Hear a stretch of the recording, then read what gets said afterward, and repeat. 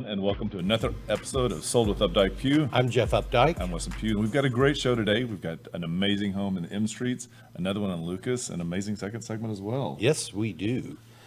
What you been up to? I don't know. I still am blown away at the temperatures that we've had. I know that it's all about to come to a scorching literal end, but that it's been amazing. I mean, even last night, I think it was like 92 outside, which is really pretty amazing. But This is why I live in Washington. Texas. So. It is. We were out showing property this morning, and it had started to heat up, and I was like, oh, that humidity, there it is. Yeah. I haven't missed you very much, but here you are. Yeah. So Yeah, the weekend was beautiful. it was a good weekend, and it was a busy last week towards the end of the week, gearing up to what we're doing right now. I think both of the houses are ours, plus we've got another one that we couldn't get on before the show. So it is quite a busy time right now. It has. The people say, "Gosh, you must just love being in the real estate business right now." And I love my job. I just wish it would level out a little bit because it does seem to be like super busy for 2 or 3 weeks in a row, and then it just kind of levels out. And I think that last week of June, we kind of sat around staring at each other, not really knowing what to do, and then July 1st hit, and it was like, bam. Yeah, it is an interesting cycle right now, and I think that kind of goes to show in like the market watch, some of the numbers that we've seen. I was hoping that we would see a little more outpacing of incoming versus outsold.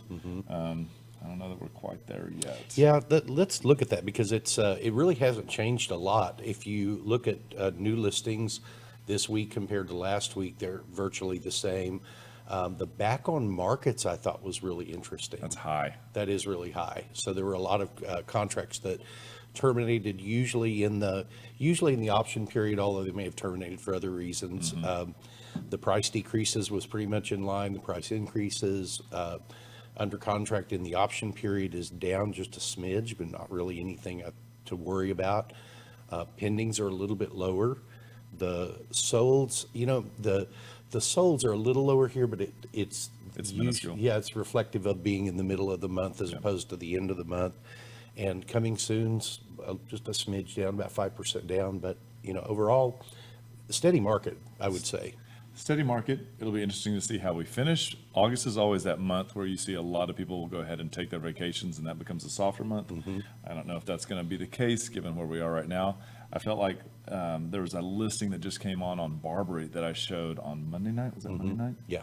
And I got there at 5:45 to show it, and there were 21 cars there, that were there to look at it. So it wasn't an open house. It was just everybody there, and you and I kind of talked about it, and basically it was a unicorn, kind of like the one that we had in Arlington Lake. And those unicorns really can move through the system quite quickly, create a lot of buzz, and therefore you have people looking at it from all different age brackets, whether they're with kids, whether they're downsizers, or whether it's just their first home. It was quite interesting there. Yeah, it's really interesting to me that the first-time homebuyer market is still going really strong. There still is a good inventory of those homes. There are more people fighting over those homes right now, but we're still getting deals done. We're still getting the first-time home buyers into houses because, they're sometimes people have to miss a few before they get the feel of the market. But once they do, they understand that offer. Yeah. And again, we've said it, and we said it time and time again. I think it's so important in today's digital age that the information that you get for is accurate and timely. Timely being one of the most important things right now. And if you're looking at some place that makes money by buying and selling clients or contacts to agents and leads, those usually are not the most fresh. And that's something that you should reach out to us and let us know, and we can set up all sorts of stuff for you. Yeah, one of the things I'll say before we jump into our properties is that as the real estate market gets better, there's a lot of people that come into the real estate business, and I don't just mean agent-wise, I mean a lot of businesses try to capitalize on that. Correct. And so you're going to see, you probably are seeing a lot more commercials from the iBuyer type of businesses where they want to come out and buy your home at a discount because you don't have to show it and you get to pick when to move. You also see a lot of referral type programs start popping up. Like, some of the super big box stores will, offer you, because of your membership, they're going to connect you with one of the best agents in the marketplace, but they're going to end up trying to take a portion of the commission from those agents, and so many times you don't end up with necessarily the best agent out there. You go with the one that's willing to pay for that business. Yep. So Actually, it's funny that you bring that up because I received a postcard, and then one of my clients this week also called and said, "Is this legit that they're actually calling me saying they have a buyer for it?" And I was like, "Oh, kind of 50-50. I got one today. You got one. I got a text today that had my name. It had the address of a property that we own, so asking if we wanted a cash offer on it. Was it a real number? No, it was. It didn't give a number in it. It just was. It was a mass text. And the way that I always know it's a mass text is, I just type stop. And they reply back immediately. And instantly you get you've been unsubscribed from the da-da-da-da-da list. So if it's somebody that's real, they're going to say, why did you say that? Yeah, they won't quite get it. That's a good point.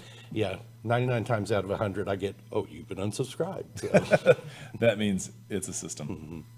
Well, the first house we're going to talk about today is going to be 5506 Morningside. And this is an amazing little area in the M Streets.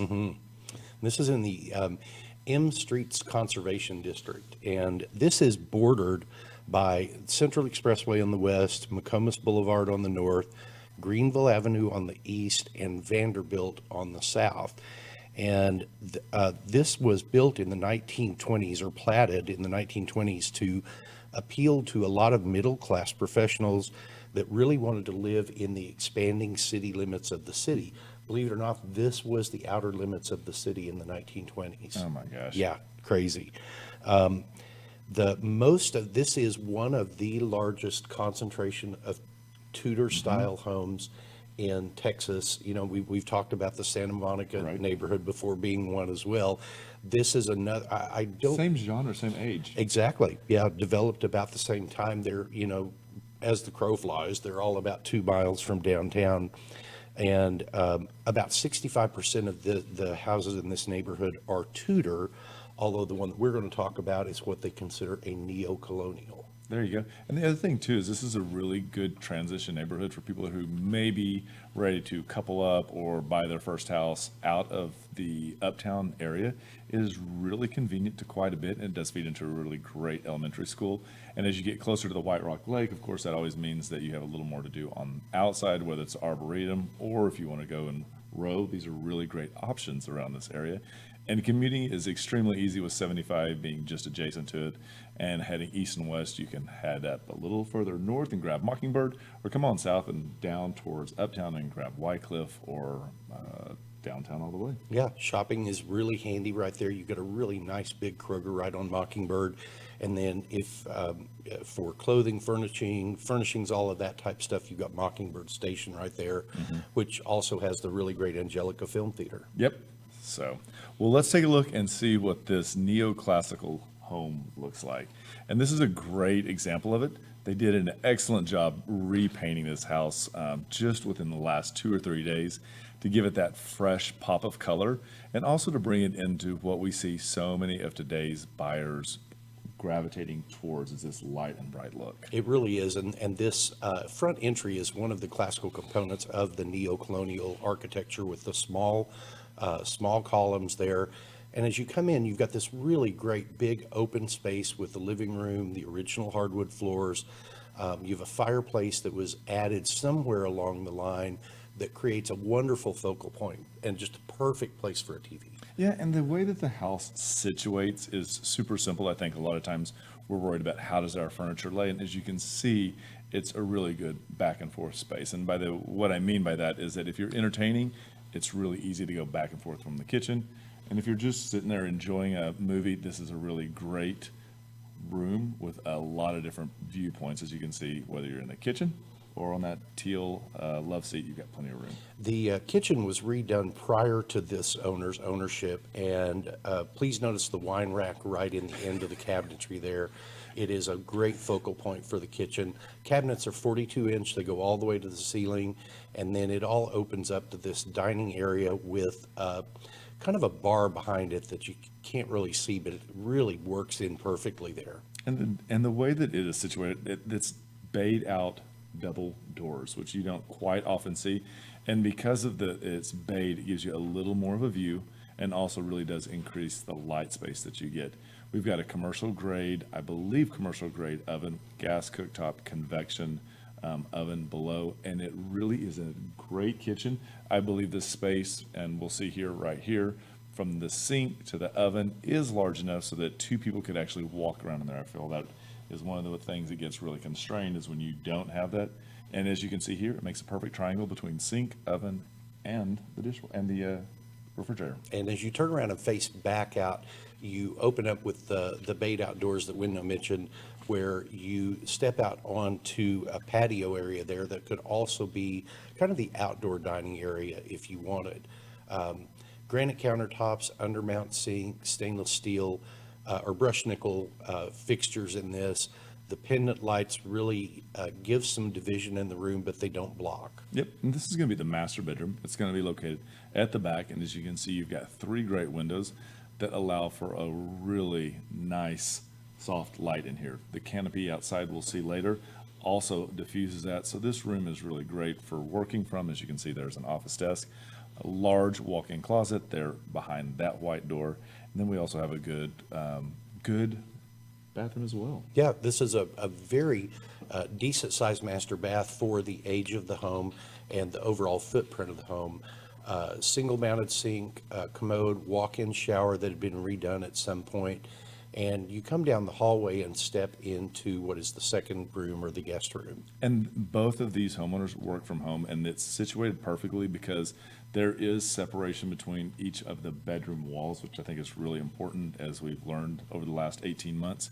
And this gives them the ability to shut the door, hold Zoom conference calls while still be professional, and yet it still has enough room left over that it can work as a perfect guest room. This room, as you can see, is located off the front of the house because of those red Adirondack chairs that were placed in the front yard. This is the hallway bathroom that is the second bath that is a little bit larger than the master bath, but it's a great layout, very traditional layout.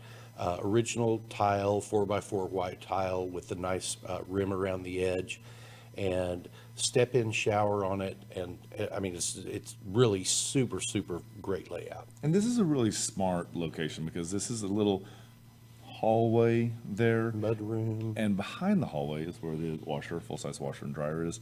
And then to the right, as you can see, is the door with doggy door that goes right outside to this deck. And this deck is a great sized deck. As you can see, plenty of room, lots of plants, steps down 3 steps, and you have a really nice flagstone seating area that they've used for their picnic table. And huge backyard. It is wood fence on 2 sides. As you can see, there's a detached 2-car garage that is definitely usable as garage. Many times you get into these older ones and you're just not sure if you want to park your car in there. This one's really, you don't have to worry about that. You also have an iron gate there that keeps your backyard private, plus giving, if you have a 4-legged friend, a little view of what's happening in the front and kind of keep an eye on what's happening.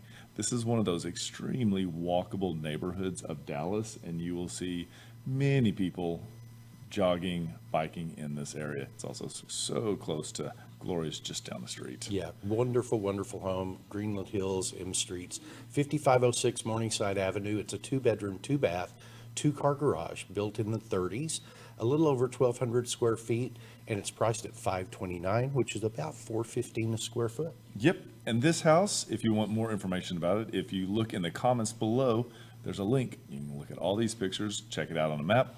Plus, this Sunday, I'll be holding that open from 1 to 3. Please stop on by. Morningside, super close to McMillan, easy to get there off of Mockingbird. Come by Sunday from 1 to 3. Great home. Oops, sorry. Oh, That's my Jeff's mom. mom's calling. Maybe I'll answer that. Vonnie, how are you doing? Vonnie, thanks for calling into the show. She's got criticism already. God, that was funny. So our next house today is a really fantastic home that is north of Dallas in Lucas. It's really right on the line between Lucas and Allen. Mail comes out of Allen, but physically you're in the city of Lucas. Very easy to get to, and it's at 1215 Rimrock Drive. And this is in a really wonderful cul-de-sac subdivision called Rimrock Estates. Every lot in there is at least 2 acres. This one is one of the larger lots in the subdivision with 2 1/4 acres. and it's got such a great layout on the lot. It's a little bit of an L-shaped lot, Yep. but it worked out perfectly. And he did a really good job because I believe he took advantage of the way the lot is situated with that L and actually pushed it back, I think, 225 feet that allowed it to have a really nice stately approach. And this is a really up and coming area that we see. It's not quite an exurb anymore, is what we talked about earlier, but it's still one of those places where you can go out and really enjoy some of what Texas has to offer. It is, and it is just within a quarter of a mile of Lovejoy High School, which is really a big draw being in the Lovejoy School District. This is just, I'm going to say it's about a 5-minute drive, let's say maybe a 10-minute drive off of Central Expressway going to the east on McDermott, and super accessible to going to McKinney, going to Frisco, going to any of those other city centers that have already been created. It's very, very easy access. And I think as more and more Dallas moves further north, this becomes more of a central area.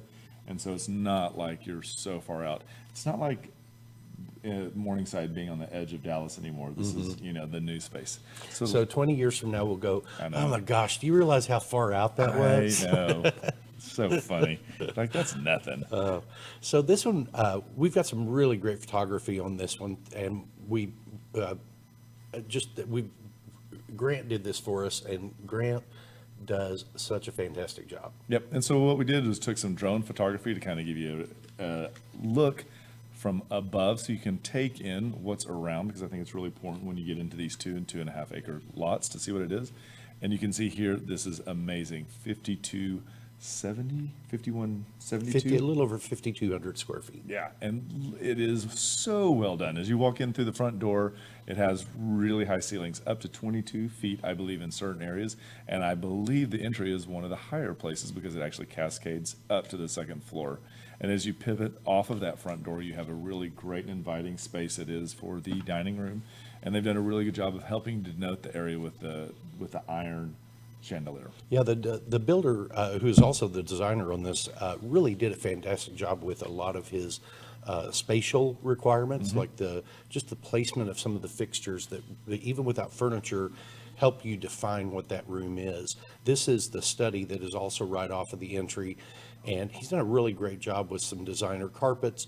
The windows that have been used are really high quality windows, and I love how he's got this floor plan that's really open, yet it's well defined by that center wall. Yep, you've got a vaulted ceiling in here with a beam that we'll see here in just a little bit, but it has the flexibility, as you can see here, to have multiple seating, or if you wanted to have a breakfast area situated in front of that island, you have room for that as well. One of the things that we love is the placement of the windows and how it allows the indoor, as you see here, and the outdoor to work so well together. This actually is a fire piece, and he's already gone ahead and created the outdoor kitchen space. Yeah, the Core 10 fire is going to be painted to a black color from the post up, but the cover itself is going to be left to patina right where it is, and I think it's going to create this really interesting conversation piece outside that gives you, again, that multiple living space like you have inside, but you've got an outdoor space to use. Yep, and the kitchen cabinets are amazing because you can see on the left they're all glass and are running across the top glass as well. And this is a double oven, microwave built in, which is really great because I believe these actually sync up with an app, which is really smart. And then you can see you've got a 5-burner or 6-burner cooktop right there.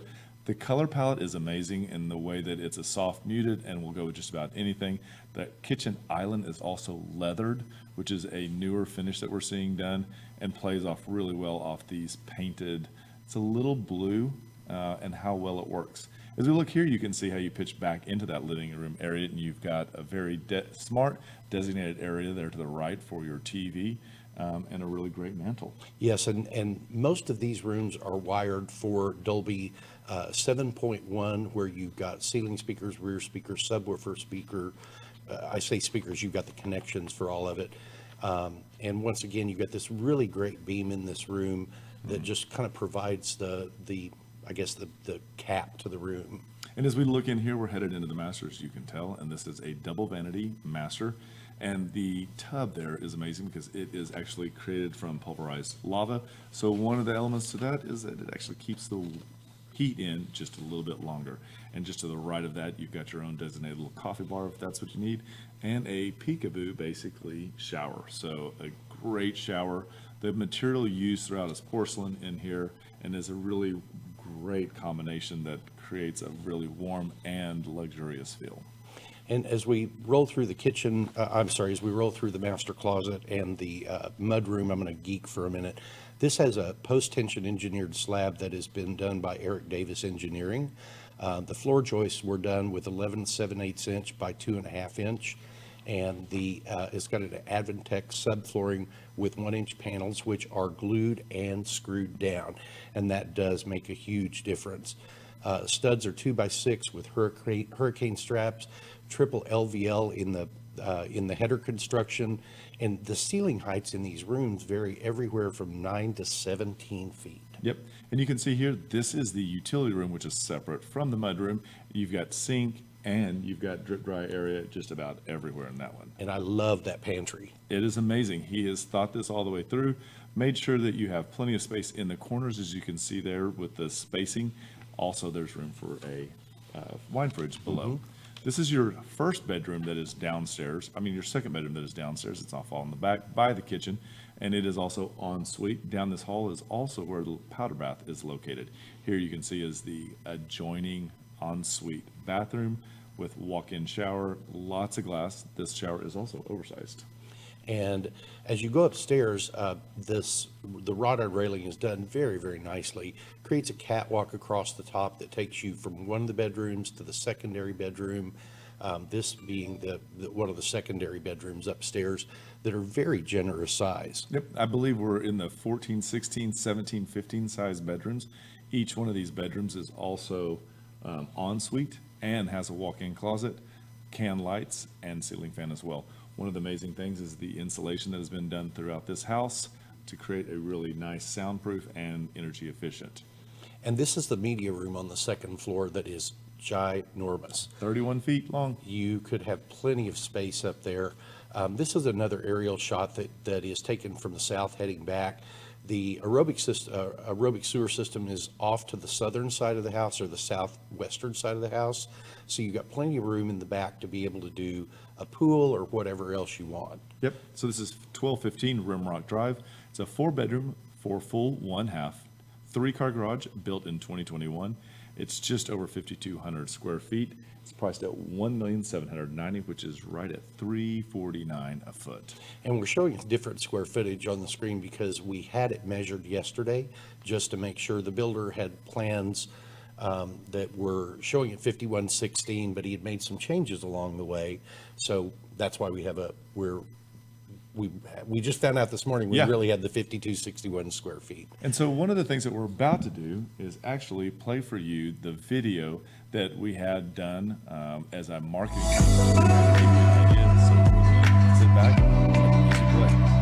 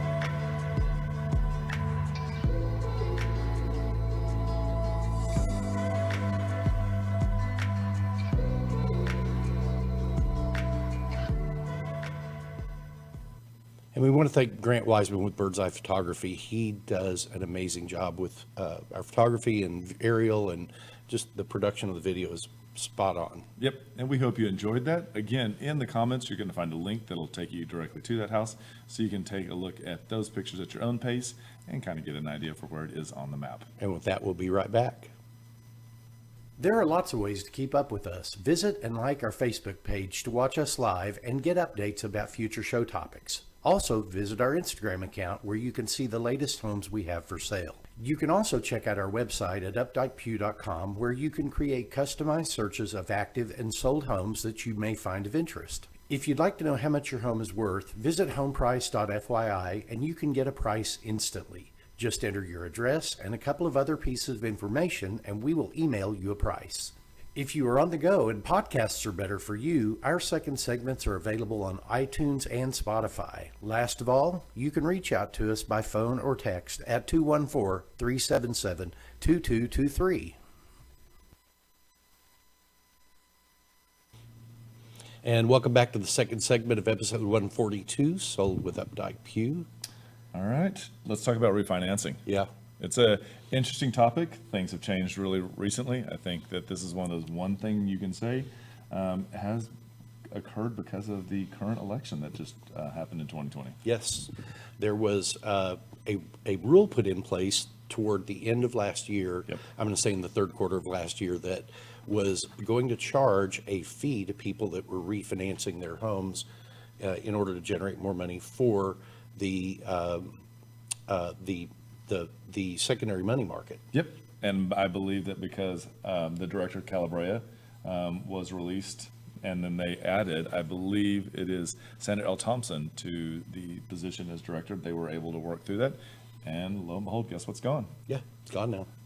But we wanted to show you a little bit of what that impact was and on rates and how that occurred. If you want to bring that slide up now, that would be a good one to show.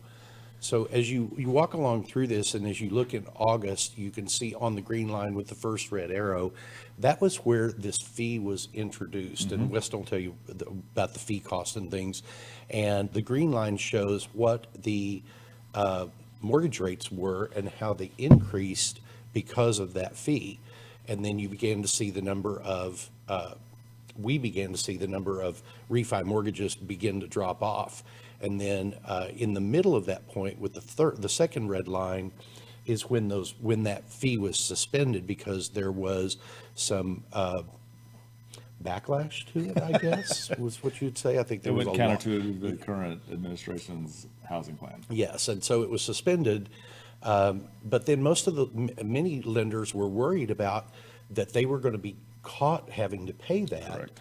And so there was a point that was toward October-ish of last year that they phased it back in. And as you can see by the green line, interest rates on refis went up. The black line shows interest rates on purchase money mortgages. And they called that the defensive pricing strategy, which I think is interesting, rather than get caught kind of with their pants down and having to come up with that out of their own costs. They were passing it ahead to be careful, and so hence the term. And so pricing strategy. to put this in like dollars, percentages, what is it? So basically, it is the adverse market fee, and it was coming in at 50 basis points, or the fee was half a point. And that equals into, if you convert that into an interest rate of 0.125. And I think that's where, as reading through this, some of the confusion began, is that people thought that it was an increase in the market rate, and it actually didn't have to be. It just depended on where your lender parked it, is on which side of the sheet and equation it was, whether it was a fee of 0.5 of a point or 0.125. Yeah, and of the interest rate. Yep, and it looks like if that is spread out, it is over a $300,000 loan, that's about $1,500. So it is quite expensive if you look at it that way. And from a conventional loan, these are what they were trying to address and get rid of. Yeah, in that $300,000 loan, it really would have equated to about $100 a month if you didn't pay it up front on a 30-year mortgage. Yep. Which would, yeah. We've seen that many a times not be what's so interested. We really have. And now that has gone away. And so once again, with interest rates coming back down, not just because of that, but because interest rates have settled back just a bit. Right. Now is a really good time to consider that refinance if you're going to.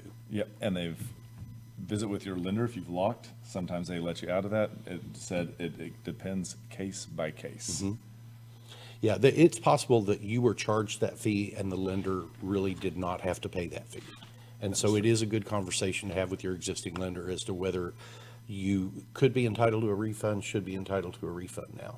Yep, I think it's just at the end of the day, this is a great way for the American housing to keep going, and more homeowners get involved. Absolutely. And again, this only has to do with refinance mortgages. So if you purchased a home from us, this was not anything that would have been applicable to you. Yep. But again, we always want to bring you information about helping you save money, whatever it has to do with real estate, we're here to help. That's right. And I think that was probably the shortest second segment that we have ever done in the history of the shows. So there is a record. Well, thank you so much for joining us. And just remember, we want to be your realtors for life.